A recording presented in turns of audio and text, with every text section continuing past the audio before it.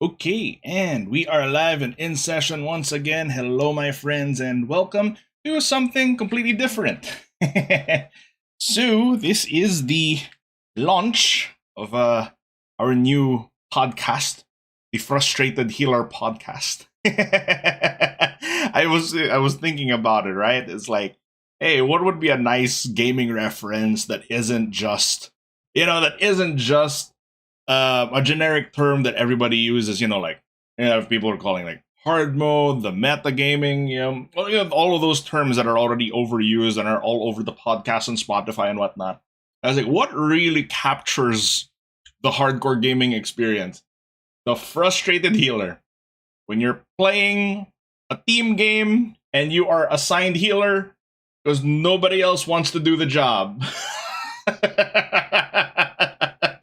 And it is a unique exercise in frustration that I know most of you can relate to.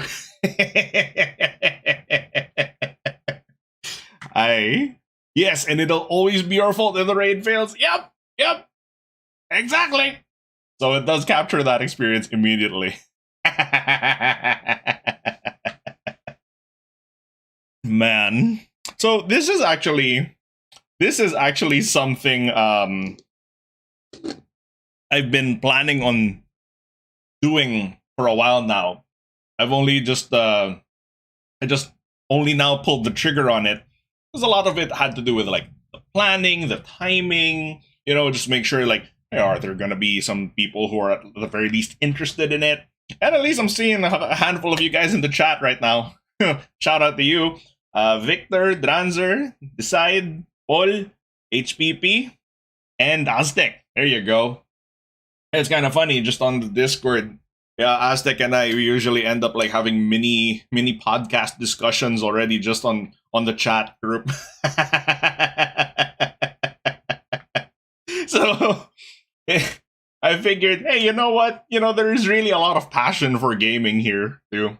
And oh, hello, the good bot. It is active as well. Great, great, great.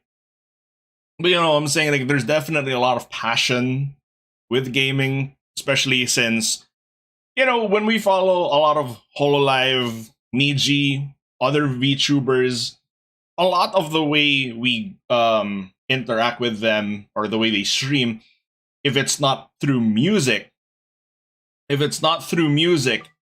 it's going to be through their streams. And a lot of the time they stream games. And one of the cool things is that one of the cool things about that is that it comes back and relates to our passions as gamers. And so that's why I decided to come up with the topic of the day, of Monster Hunter World and the Capcom Renaissance. So this podcast, just for you, just to set I guess ground rules, not even really rules, but it's just essentially setting that it's just going to be an hour. We're just going to be discussing, whatever topic that we've put out for this session. And you guys are always free to join in. In that way, it's kind of more like a chatting stream that's gaming focused, no? We're not going to do impromptu rants. Yeah, it's a little bit more on topic. I have to say, it is going to be a little bit more on topic, so that's going to be fun.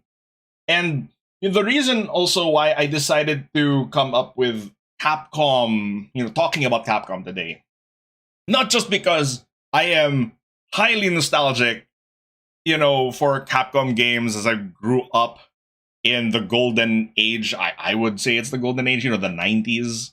I still think the late 90s was the golden age of gaming. That it was that era when not everybody, we didn't really have formulaic yearly releases yet. People were still trying to figure things out, and the way they did that was through innovation. I mean, what did we have in the late 90s? Final Fantasy VII, Final Fantasy VIII, 9, Castlevania Symphony of the Night, Metal Gear Solid, on the PS1. Like, Just yeah, Pokemon games. The just the sheer amount of quality that we had in the 90s that are still present today. You're gonna see them coming from that era. We didn't have DLCs, we had expansion packs. Yeah. Games that set the precedent for what was, for what we have today. And honestly, one of the kings of that era was Capcom. Just I was just looking it up, right? Just to jog my memory and just remember, like, what are, the most notable franchises of Capcom? And it's just like, and you got Mega Man, Resident Evil, Devil May Cry, the Ace Attorney series, Monster Hunter, Street Fighter, and the Versus series. Like, these guys were on top of the world. All the Mega Mans, We also had the Command and Conquer games. Yeah. So that really, I think it really was one of the best times to be a gamer. I, the only goal I had, right? The only goal I had was just do my homework early as a kid. I get home from school, I do my homework as soon as possible, and then I get on the PlayStation and just start playing. And it was a great time. It was really a great time. Just that amount of creativity, the kinds of games that you would play, and you would play before, and you play them now, and some of those things, they age like fine wine. Honestly, like when I was a kid and I played Metal Gear Solid for the first time, I thought it was the coolest thing I've ever seen. But of course, I didn't really understand the political exchanges, like how deep this really went, no? Like how crazy, how beyond its time like was that game. And I just watched some playthroughs of it later on in life when I understand exactly what's happening. And I'm like, wow, they were writing this in the 90s? And like most of this stuff just went over your head as a kid, right? The social political commentary, the writing, the quality of, the cinematic game. Like Kojima is a freaking genius. So I feel like that's also a topic we can that's also a topic we can talk about another day. First time you were in awe of a story was MGS3. Boy. Mm-hmm. The 90s were also the time of transitioning to 3D. Yes. Me and the transition to 3D was pretty wild too, because a lot of different games and companies were also trying to transition with varying amounts of success, for sure.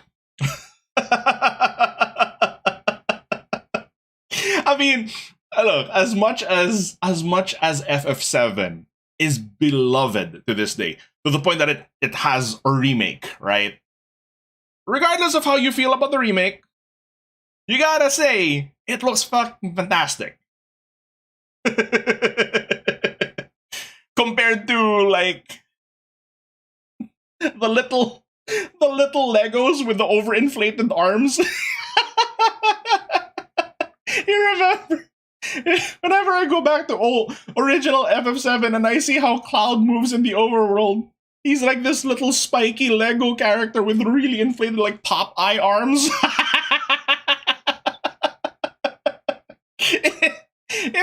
I mean, he's cute.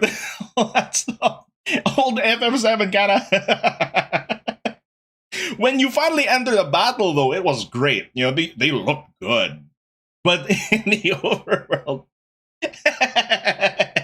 them running around like that.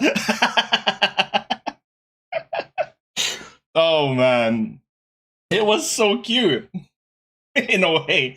Very endearing. It had its charm, no?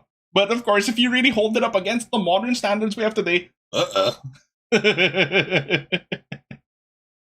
FF9, yeah. But after FF7, they came out with 8. That was looking pretty good. And then 9, my god, the jump from FF7 to FF9. Like, this is on the same console. How did you come that far? And if we're just talking about 3D transitions, my goodness, Tekken 3. My god, when Tekken 3 came out, my whole family was mind blown. Every time my dad would come in and watch me play games on the PS1 and it was Tekken, it was even he was like incredibly impressed. Like, my goodness, that's what technology can do now. And to such a point where even my dad, it was really cute. My dad picked up Tekken 3. He got pretty decent at the game too. We were exchanging tactics. It was a fun time. Tekken 3 was your first Tekken? Yes. That was my first Tekken as well. It was kind of funny. I played Tekken 3, then 2, then 1. Oh boy.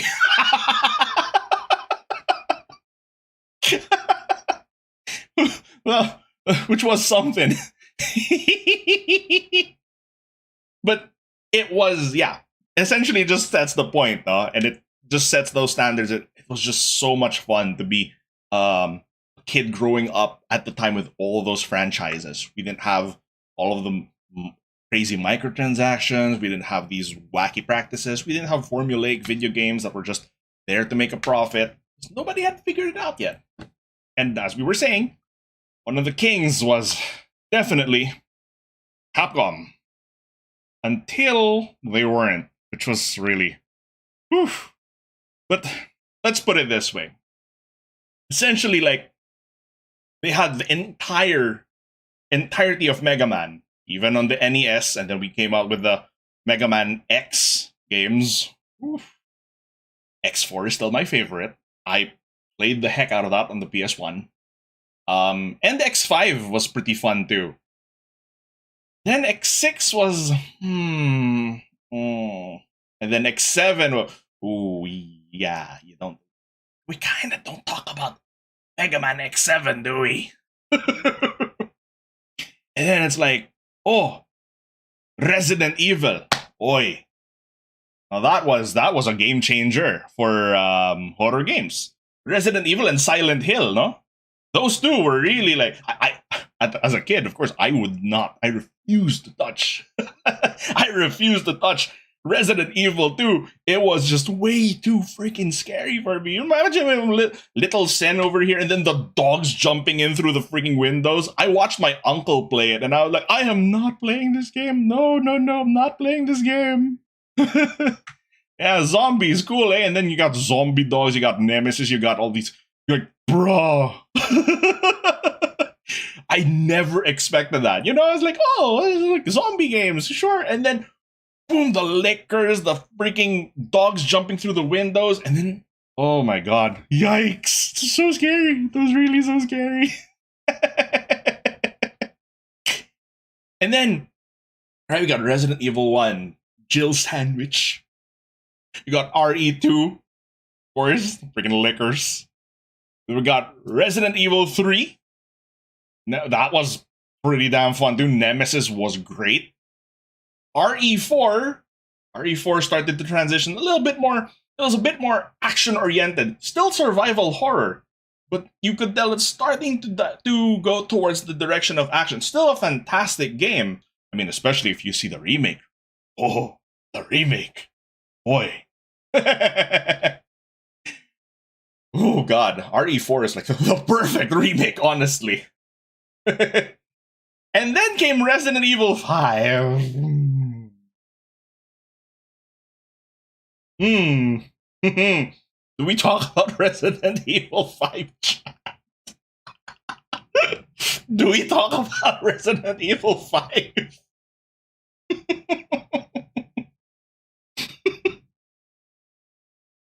All the memes, that's the thing, we got memes. But it's like, even great games can come up with memes too. But if you're coming up with memes while also providing a a fantastic gaming experience, then, right, you've got it.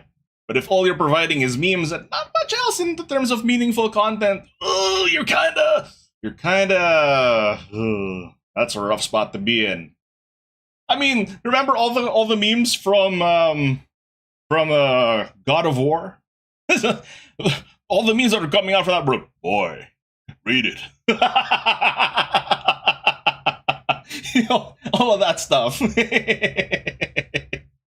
But it was still a fantastic game, of course. All the memes about boy. And then, right, Resident Evil 5 was a misstep. Then Resident Evil 6. Resident Evil 6 was at least better than 5, but it really felt like, okay, what happened to the identity of Resident Evil? Like, I remember the fan discourse around that time was really just like, what is happening to our games? Like, what happened to Resident Evil? It's supposed to be a survival horror, and I'm not scared. This is trying to be Call of Duty with zombies. We already have a zombie mode in Call of Duty. RE6 we also don't talk about. Yeah, we also talk about 6, so ooh. So 5 and 6, right? That was like low point. And that was like in the late 2000s, early 2010s. So what other series do we have from, what other series do we have from Capcom? Well, of course, we have Street Fighter. Honestly, Street Fighter.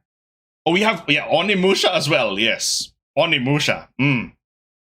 Oh, we have Street Fighter. And Street Fighter is honestly the thing that got me to talk about this topic in the first place. Because of the events that have happened. If you guys have ever had the chance, because everybody knows about Street Fighter 2. Has anybody ever had the chance to see Street Fighter 1 gameplay? Woohoo! It is rough.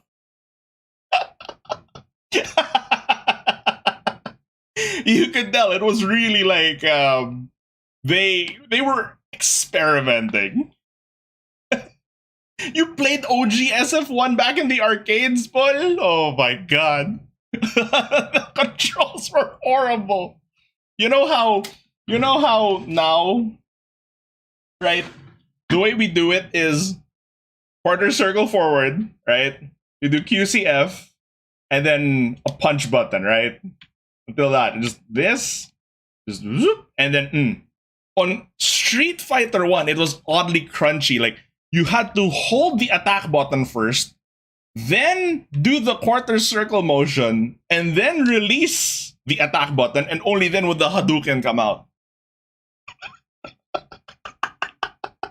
And even then, it was scuffed as heck. And it was so broken, the balance was so messed up. Like, a Hadouken would cut off like half of the HP bar of your enemy. Oh my gosh.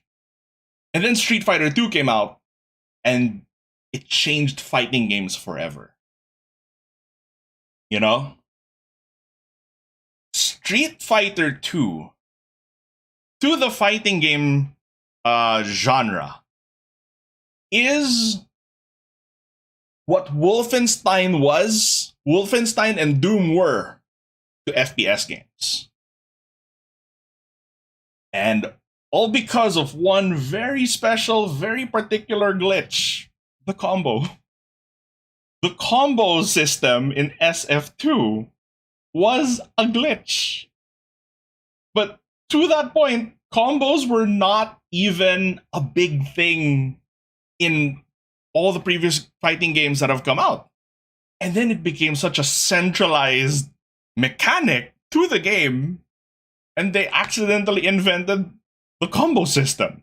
And that's crazy. We had so many different sequels, of course. Like, it doesn't follow the chronological order of Street Fighter 2, Street Fighter 3, and Street Fighter 4, because We got Street Fighter Alpha, we got Alpha 2, Alpha 3, we got the EX series, we got Third Strike, and even Street Fighter 3 had like 3 different versions. And it was like, but you really see the legacy. Street Fighter 2 sold what?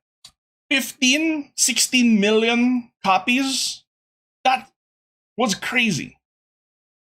And for the longest time, Capcom's flagship was Street Fighter. Every time we had we had EVO, the fighting game tournament, the main event was almost always Street Fighter.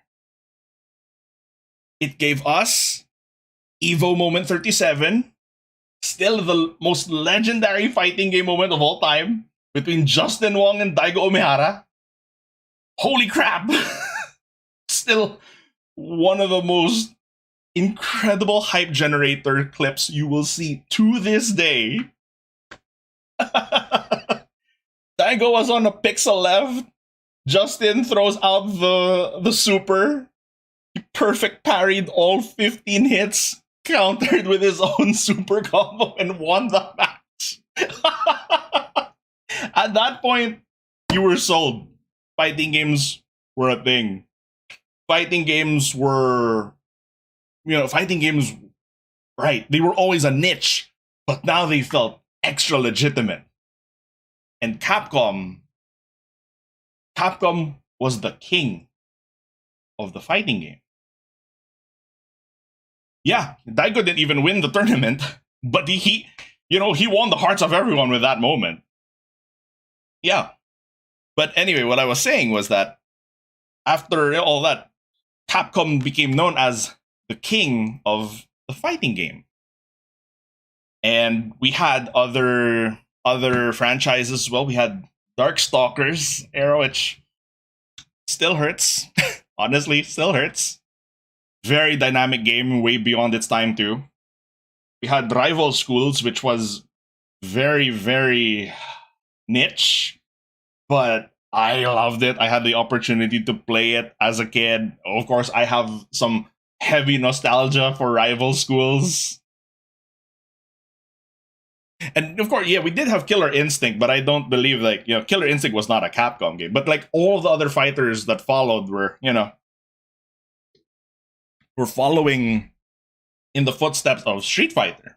And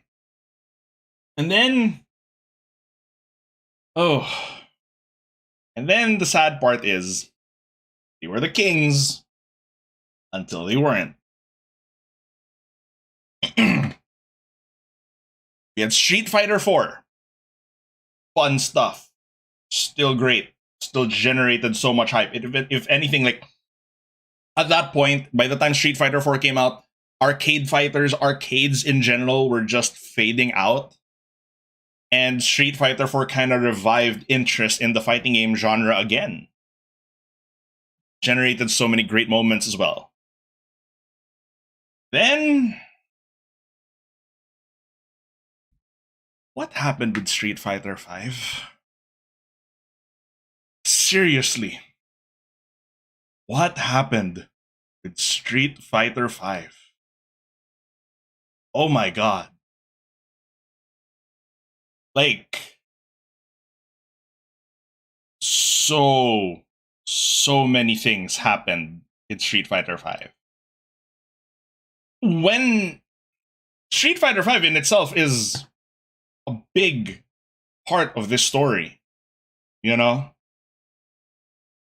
because Street Fighter 5 came out in 2016. And this was the rough patch for Capcom. This is when it's really, unfortunately, people were starting to call it. You remember that time when people were starting to call it Crapcom? This was that era. The late 2000s, early 2010s, even going into 2016. It was a really rough patch. Like I said, like we already mentioned, RE5. Street Fighter X Tekken, which had, oh my god, Street Fighter X Tekken had the most incredible trailers I'd ever seen for a fighting game. They created so much hype, so much excitement. The quality was top notch. The music was on point.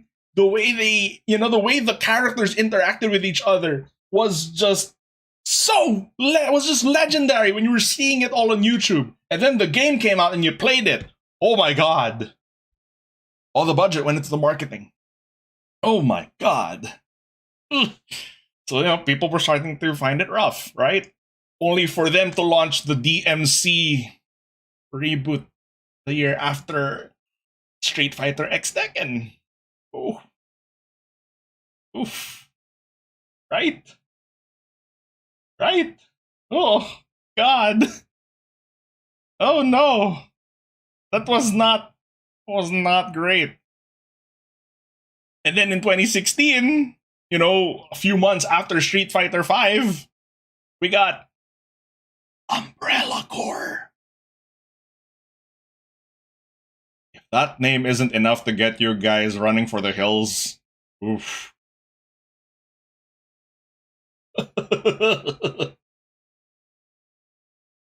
That was also after Hideki Kamiya left to create Bayonetta, which was seen as a better DMC. Mm-hmm.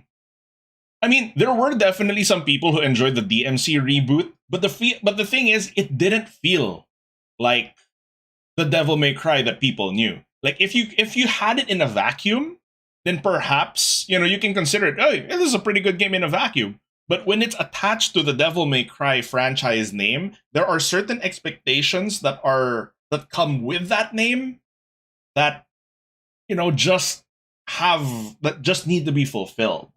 Honestly. Yeah, it can stand on its own for sure, but it's not quite Devil May Cry, Yeah. So it's like, what is happening to Capcom? Which was, a beloved, this beloved company. It's like, what is happening to them? And then turns out, a lot of it, I don't blame it. We don't blame it on just one person or one decision. But there was definitely a time when they were trying to appeal too hard to the West. This was, if you guys know the name, it was Keiji Inafune who pitched the strategy of, appealing more to the West. But that ended up with Capcom outsourcing the development of their games to these smaller Western companies, and they were trying to go the path of, other companies such as Activision or EA, and very clearly the reviews came in, the general apathy from the crowd, the community was just like, this is not Capcom, like what is happening here? So, if you guys didn't know, Keiji Inafune was the guy who's credited for Mega Man, and he eventually left to create Mighty Number 9. So, the story is pretty familiar to everyone. Mighty Number 9 was not it. It was not it. Yeah. So, what happened was, we don't talk about Mighty Number 9. Yep. And then, what happened next? What was happening next? So Capcom was like, you know what? This is just not working out. Let's just try to go back to what made us great, what made us fun in the first place. Then, there was a sliver of hope. Right? We finally had one little bit of hope that wasn't just Iris. Resident Evil 7. January 2017. We had Resident Evil 7.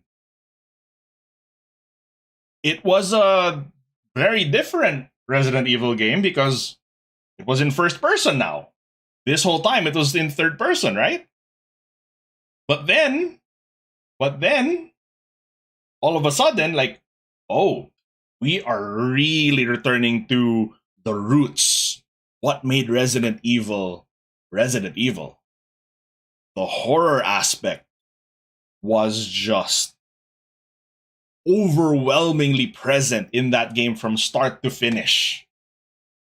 It wasn't quite Resident Evil because, everyone knows it as the third person survival horror style. And we had Ethan, who at the time in Resident Evil 7 was the most nondescript blank avatar you could get. But it was definitely a step in the right direction. Only for them to come out with Marvel vs. Capcom Infinite a few months later. Ouch. Ouch. That one was painful. Because the kings of the fighting game, they almost felt like has-beens. They almost felt like they've lost their touch. Like they don't remember what made them the kings of the fighting games back then. Was that? I think RE7 was also the first game with a new engine. I believe so. I believe that's when they brought out the RE engine, which has been used in a lot of their other games. Some games that we have yet to talk about. Yeah, RE7 did serve as the glimmer of hope that they needed at the time, but there was still a lot of work to be done. There was still a lot of work to be done to restore the gaming community's faith in them. They were being called Capcom, which was a really huge departure from, everything that had happened in the past when they were the kings of gaming, honestly. So, there is one franchise that I haven't talked about yet. One franchise that has always been consistent. One franchise that's always been a quiet performer for Capcom, even in the dark days. This was Monster Hunter. This was freaking Monster Hunter. The funniest thing is that just the title, the title of the game, of the franchise, it is the most generic thing. It is the most generic title that doesn't inspire any form of creativity. Compare it to Devil May Cry, Resident Evil, Street Fighter, Monster Hunter. It's like, okay, I'm gonna hunt monsters. Sure. Naming sense aside.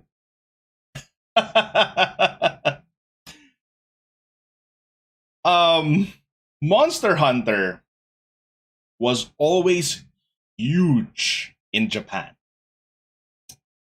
And for me, it was funny.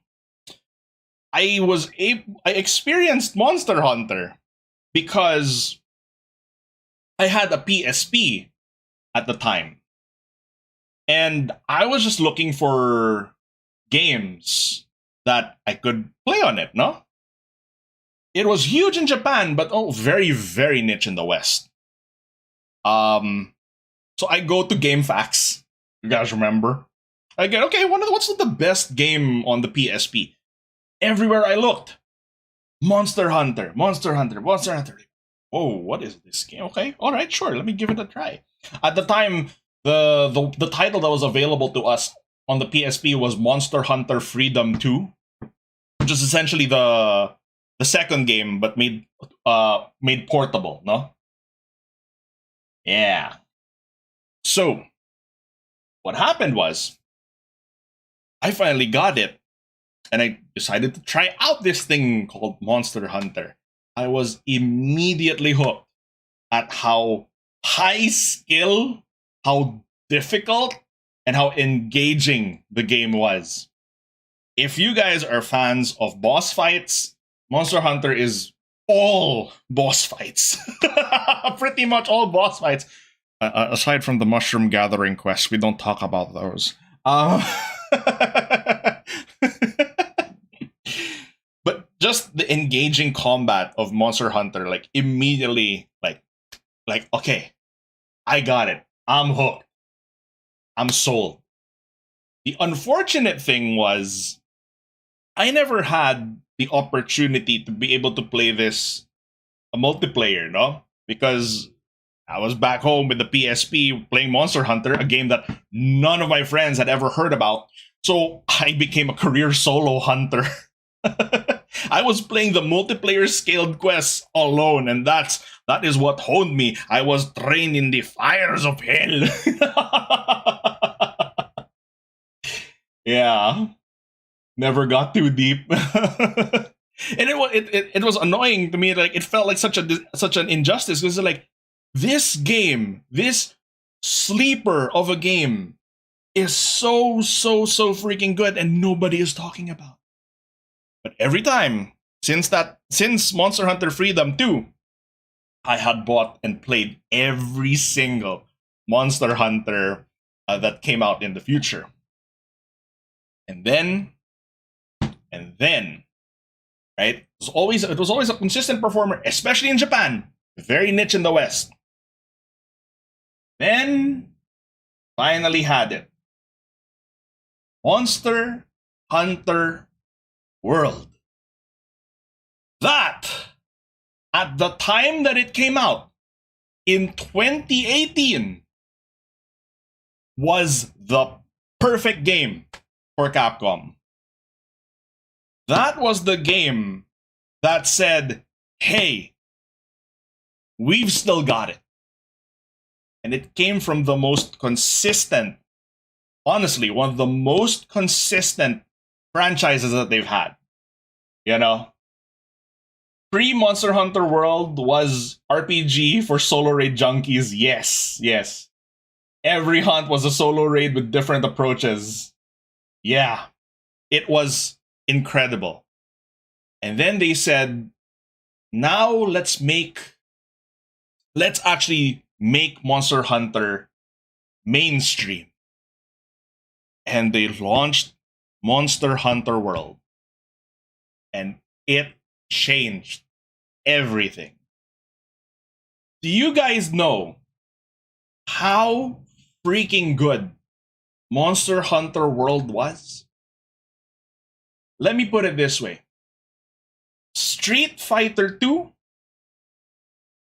they had 16 million copies sold, and it was, to that day, Capcom's best-selling game of all time. Monster Hunter World outsold Street Fighter 2. It, in the span of 4 years, it came out in January 2018. By July of 2022, it had sold 21 million copies. It had reached the next milestone that even Street Fighter 2 couldn't hit. 21 million. That's one game. That's base world. We're not even counting Iceborne. Just base world. 21 million for one game. And it instantly, when a game sells that much, bro, you are on your next flagship. For me, I really felt like this is now the new flagship of Capcom. And Monster Hunter World had almost everything that I wanted from a Monster Hunter game. Monster Hunter World was the move to the next generation that they needed. Imagine my shock, chat, for Game of the Year 2018, that among the giants there, God of War, Red Dead 2, Spider-Man on the PS4. Sitting among those giants was humble Monster Hunter. Like, I had never felt the same amount of pride as a gamer as I did on that day at the Game Awards 2018 when I saw the orchestra play, when they went through that medley of all the games that were on display for Game of the Year, and the transition from God of War to freaking Monster Hunter World made me cry. I am not even kidding. I got so emotional. It almost felt like finally the world recognizes how good of a game you are, how good of a series you are. It went up against the juggernauts. And I'm like, just the fact that it's there just fills me with so much pride. Of course, I knew it wasn't going to win. But the fact that it was there, after being like the best kept secret of Capcom for all these years, oh my god. And it was really fun that because I was already a series veteran by that point. A lot of my friends had, Monster Hunter World was a lot of people's first exposure to the series. Like you guys were saying, World was the first game you picked up. Sometimes you just picked it up on a whim, and then that's how you got exposed to it. And for me, it was like, I was like, ask me anything you want to know. I will tell you everything you need to know. I have at least 500 hours, in each game. I believe I had 700 in Monster Hunter 3.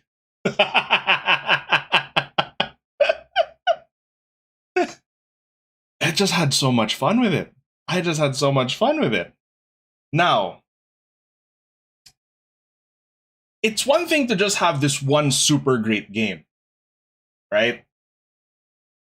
But how did this game, though, how did Monster Hunter, for as good as it was, how did it lead to the Capcom Renaissance? Well, something that not a lot of people know. The person in charge of Street Fighter as a series for the longest time was a man named Yoshinori Ono. Okay? Now, Ono-san, he was always he was the face of the Capcom fighting division. But what happened was, as he was also in charge of Street Fighter X Tekken, and unfortunately, after all these missteps of games and whatnot, he was reassigned to a different department, and the person they put in charge of the fighting game division was someone named Ryozo Sujimoto.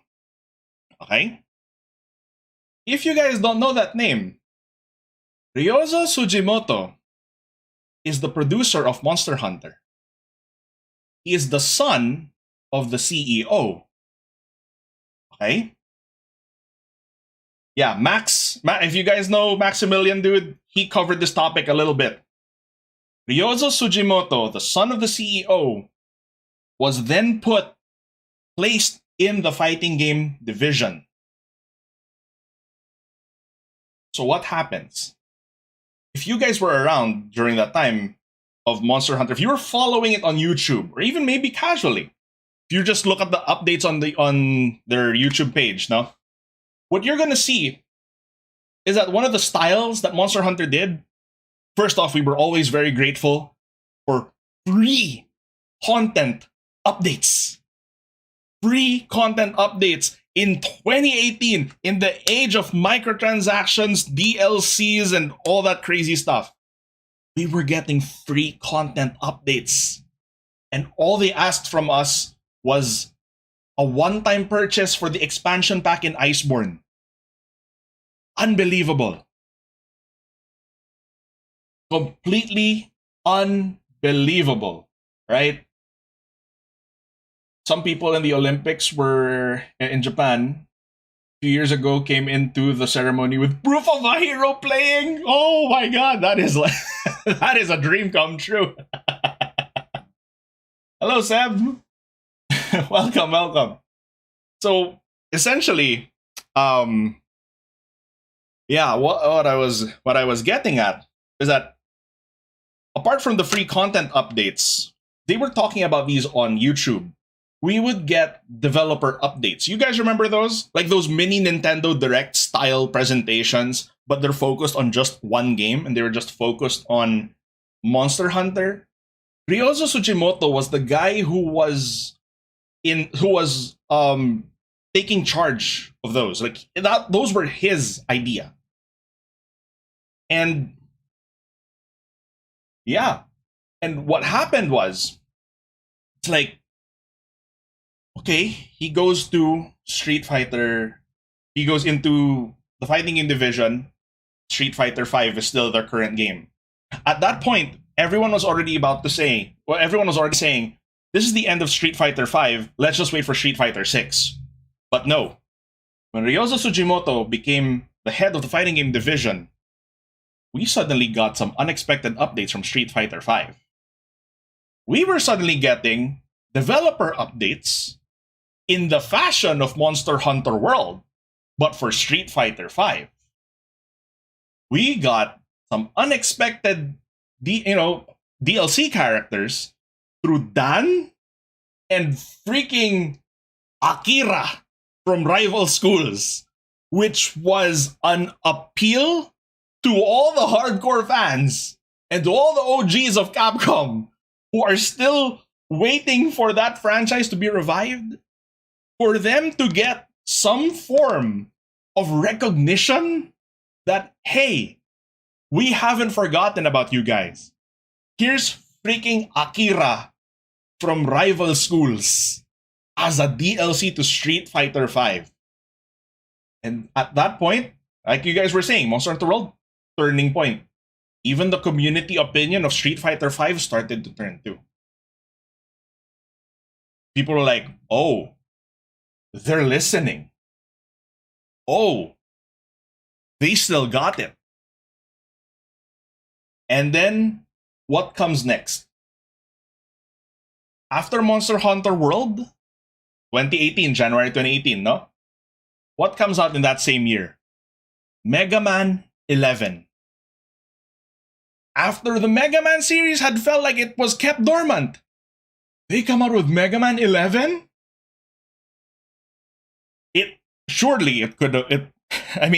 More likely than not, it was a response to Keiji Inafune's Mighty Number 9. But it doesn't change the fact Mega Man 11 was a quality game. And I severely enjoyed Mega Man 11. Probably has my favorite set of special weapons in all of the Mega Man games. And it was just so much fun to play. The double gear system was an incredible addition, and it really changed up the gameplay that we had all been used to for all these years. And 2018, I was like, yeah, Capcom felt like it was back. But like, okay, people were like, okay, let's not celebrate Capcom too quickly yet. So let's approach with cautious optimism. What happens? January 2019, Resident Evil 2 Remake comes out. Oh, now this is Resident Evil. This is Resident Evil. Then they had 2019. The teaser trailer, bro! Even the quality of the trailers that Capcom was coming out with was like, oh, it really felt like a return to form. It's like Capcom was saying, we are not done yet. We still got it. The crowd went nuts. Yup. And then, what happens 2 months after that? January 2019 was the RE2 remake. What did we get in March? Devil May Cry 5. I am the storm that is.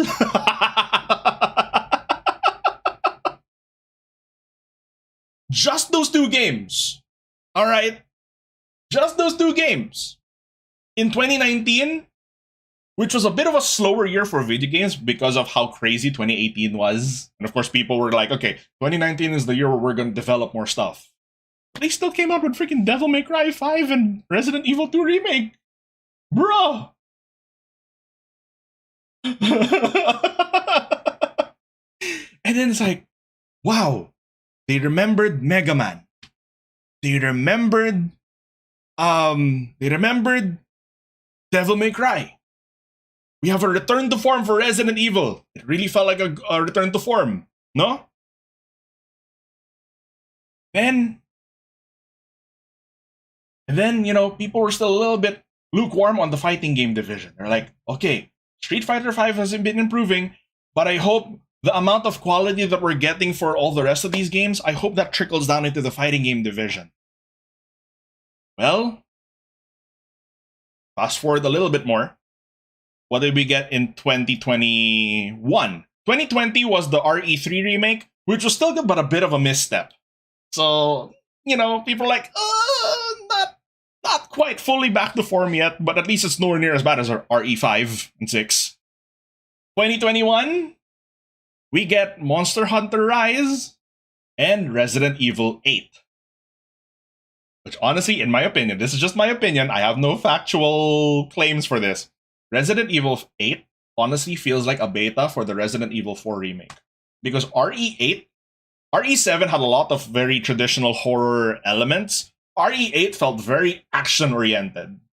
Very reminiscent of Resident Evil 4. And then, today, we have two games. Today, in 2023, two particular games. Resident Evil 4 Remake, which is perhaps the most perfect remake I've ever seen in my life. And we were all hoping for this newfound inspiration from Capcom to trickle down into the fighting game division. We have Street Fighter 6. We have Street Fighter 6. The demo is out now, lads. If you haven't checked it out, and if you're a fighting game fan, please give it a try. It is so good.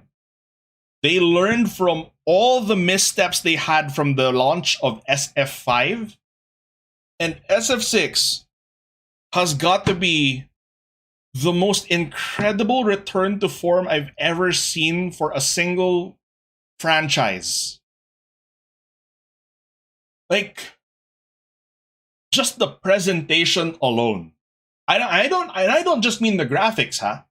I don't just mean the graphics, but the presentation in every trailer that they have, in every developer update that they have for that game. Like, do you ever get the sense that a game just wants you to love it? Because that's the vibe I'm getting from Street Fighter 6. It has everything. Yes. Ken's Crippling Depression, the fighting game. Yeah. I mean, they brought over their experience from the character creation of Monster Hunter into Street Fighter 6. I mean, in the demo, the hair needs a little bit of finessing, but the thing is, this is still the demo. This is just the demo. It will surely just improve as we go, no? Instant love for you? Yeah. Like, everyone was complaining at the launch of Street Fighter V that, oh, there's not enough single player content. And Street Fighter 6 is over here like, here is all the single player content you could want. Customizable fighters. What? You remember that dev update? You have these characters doing Dulcim kicks, throwing sonic booms, and then delivering a shoryuken. Like, what in the world is happening? And the limits are your imagination. Freak Show Circus Deathmatch, yes! Everyone's gonna have a running abomination in the overworld. And that's exactly what you want to see. That's the fun stuff. Capcom understands. Like, Marvel vs. Capcom 2 is one of my favorite games precisely for how freaking broken, imbalanced, and crazy as it is. And they like took that concept and shoved it into the single player segment. So you can have all the crazy fun you want. We're practically playing Mugen in the single player format.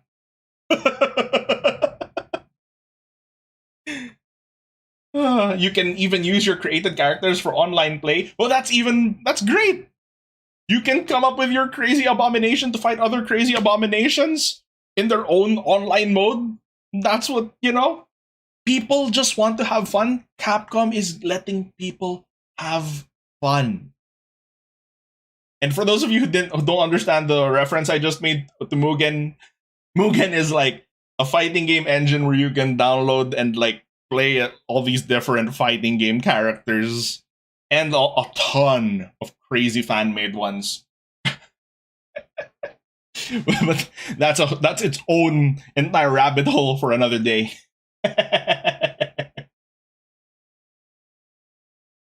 Oh man. And the single player expands on the Final Fight mythos, which is another Capcom IP. Yes.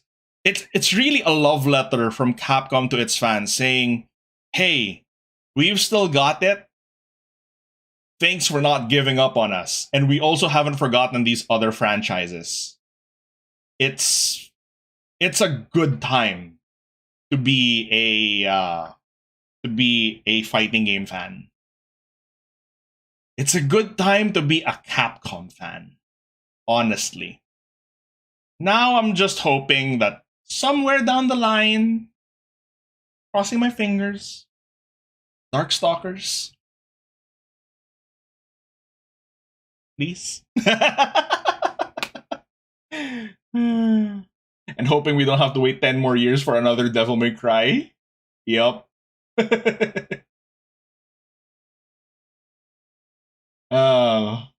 Or heck, just have some of the Darkstalkers characters as some form of DLC down the line, maybe, please. But yeah, right now, it feels like Capcom is back. People are calling it. People have gone from calling it Crapcom to CapGod. Doesn't roll off the tongue anywhere near as well, but the sentiment stays.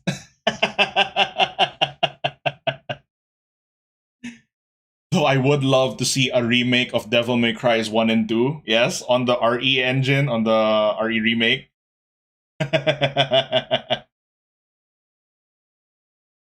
Oh. Yeah. So that is it, That's really, to me, how this little franchise that could, old Monster Hunter, chugging along consistently under the whole time, was silently making the moves. And of course, it would not be fair, of course, to just put all the praise on one person, because game development is a team. But having that face to attach to it, just the fact that Ryozo Sugimoto took over the fighting game division, and we got an upsurge in Street Fighter V, and you see what we're getting for Street Fighter 6 rather. Feels like we're back. You need a Mega Man Zero reboot that plays like a Devil May Cry game. Oh! Oh, talk dirty to me, Paul. I would love that. I would absolutely love that. Plus, it would feel like an apology for Mega Man X7, the only game that they tried to do in 3D.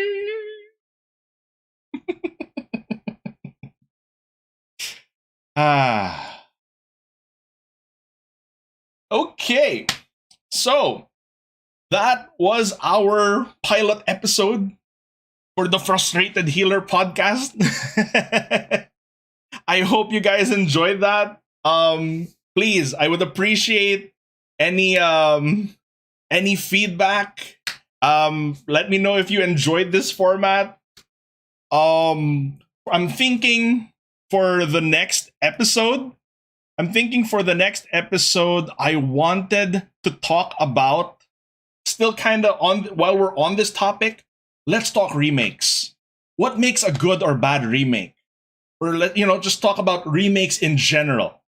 This was honestly inspired by the conversation that we had the other day. Just talking about remakes, remasters, what makes them good, what makes them bad. There's a lot to unpack there, and I think we're going to have fun. So this podcast, once again, happens every 2 weeks. So yeah, I'll see you guys. The next time we'll have this is going to be in May. All right? So we'll wrap it up there. Thank you guys so much for hanging out, and I hope you enjoyed this. With that, I would say our session is adjourned. Everybody, please take care of yourselves. Have a lovely rest of your day, afternoon, and evening. Have a lovely weekend. With that, this is Senator Warchief signing out. Otso Sen.